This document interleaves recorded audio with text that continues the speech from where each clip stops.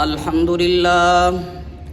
للہ وحدہ لا شریک لہ والصلاة والسلام علی من لا نبی بعدہ وعلی آلہ واصحابہ الذین اوفوا عہدہ اما بعد اللہم صلی علی محمد وعلی آل محمد کما صلیت علی ابراہیم وعلی آل ابراہیم انک حمید مجید اللہم بارک علی محمد وعلی آل محمد کما بارکت علی ابراہیم وعلی آل ابراہیم انک حمید مجید۔ نبی محترم اور رسول مکرم صلی اللہ علیہ وسلم کے دو مبارک خواب ملاحظہ فرمائیے۔ نمبر 1، صاحب الوحی خاتم الانبیاء حضرت محمد مصطفیٰ صلی اللہ علیہ وسلم فرماتے ہیں کہ میں نے خواب میں دیکھا، پیغمبر کا خواب یقیناً و قطعاً حق اور سچ ہوتا ہے، کیونکہ اس کی بنیاد وحی ہوتی ہے۔ فرماتے ہیں کہ میں نے خواب میں دیکھا لوگ مجھ پر پیش کیے گئے اور ان کے جسموں پر قمیص تھیں، بعض کی قمیص سینے تک اور بعض کی اس سے نیچے تک پہنچ رہی تھیں۔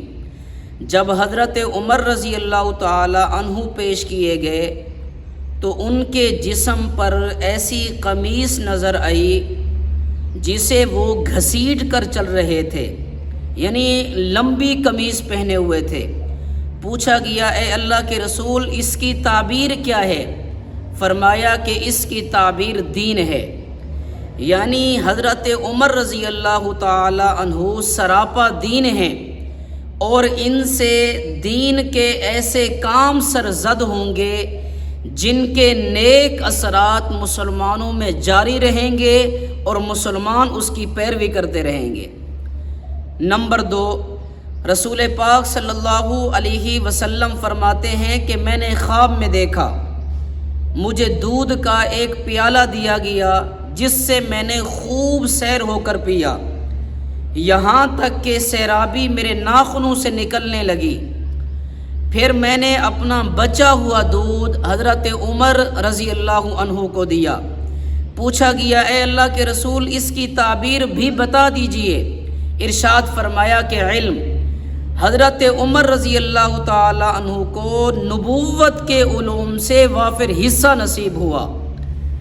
دونوں ارشادات حضرت عمر رضی اللہ تعالی عنہ کے حق میں بہت بڑی شہادت ہیں، اور شہادت بھی امام الانبیاء صلی اللہ علیہ وسلم کی کہ حضرت عمر رضی اللہ عنہ سراپا دین ہیں اور نبوی علوم سے ان کو وافر حصہ ملا ہے۔ پس دین اور نبوی علم کے سوا کسی بھی چیز کی نسبت حضرت عمر رضی اللہ تعالی عنہ کی طرف کرنا نبی پاک صلی اللہ علیہ وسلم کی شہادت کا واضح انکار ہے۔ حوالہ جات کے لیے مشکوٰۃ شریف ابواب المناقب دیکھ لیجئے۔ اللہ تعالی مجھے اور آپ کو مقام عمر سمجھنے کی، سمجھانے کی توفیق نصیب فرمائے۔ وآخر دعوانا ان الحمد للہ رب العالمین۔